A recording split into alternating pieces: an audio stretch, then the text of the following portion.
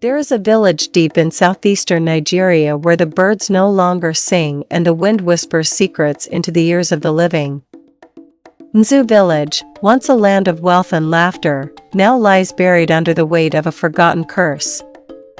And one girl's desperate fight to break it. Long ago, Nzu was the pride of the Anioma people.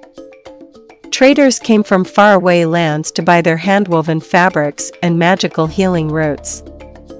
The village square was once filled with drums, laughter, and love, but it all changed on the night of the twin birth. A respected elder's wife gave birth to twins, 2 boys, healthy and strong.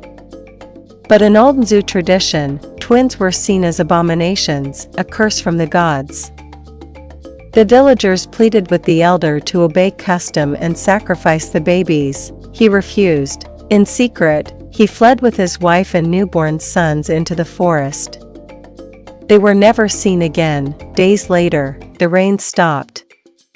Crops withered. Children fell ill.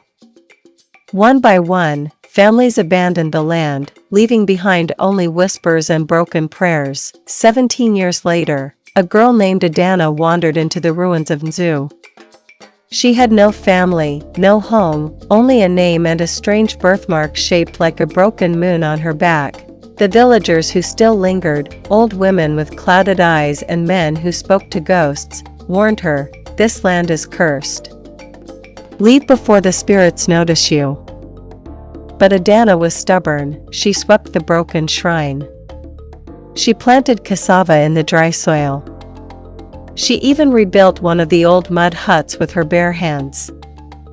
But each night, she heard voices in the wind calling her name. One morning, while collecting water by the abandoned stream, Adanna saw a boy about her age, barefoot, with skin like bronze and eyes that glowed faintly in the shade. "You should not be here," he said softly. "Neither should you," she replied. His name was Obiora. He told her stories of the forest, of a time before silence fell on Nzu.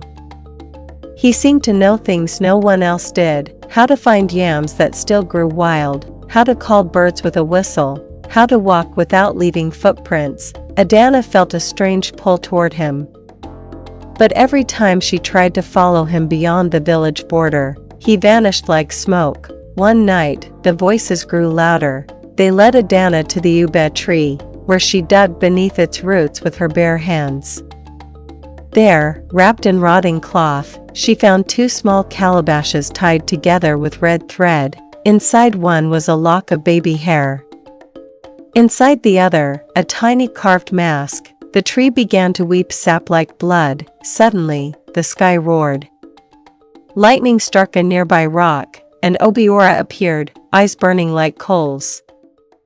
"You should not have found them," he whispered. He told her the truth. He and his twin were the cursed children. Their father, the elder, had sealed their spirits inside the ube tree to protect the village, but it came at a cost. The land was cursed with silence, and the boys trapped between worlds. Adanna, unknowingly, had broken the seal, and now the spirits were waking. To break the curse, Adanna would have to finish what the elder never could: release the twins into the spirit world with a proper burial. A forbidden ritual that only a child of the moon, the one with the broken moon birthmark, could perform. Obiora begged her not to do it. If she did, he would vanish forever. But Adanna made her choice. As she danced and chanted the ancient words, spirits rose from the earth. They wailed, twisted, and reached for her. The sky opened. Rain fell for the first time in 17 years, and as the final drumbeat echoed through the hills, Obiora smiled. Then, he faded into the morning mist. The land healed, villagers returned, birds sang in the trees once more. Adanna, the girl with no past, had become the spirit daughter of Nzu. She rebuilt not just the village, but its soul. But on quiet nights, beneath the full moon, she still walks to the ube tree. And sometimes, just sometimes, she hears Obiora's laugh in the breeze. Legends live in the land. And sometimes, the bravest spirits are not those who fight monsters, but those who choose to forgive the forgotten,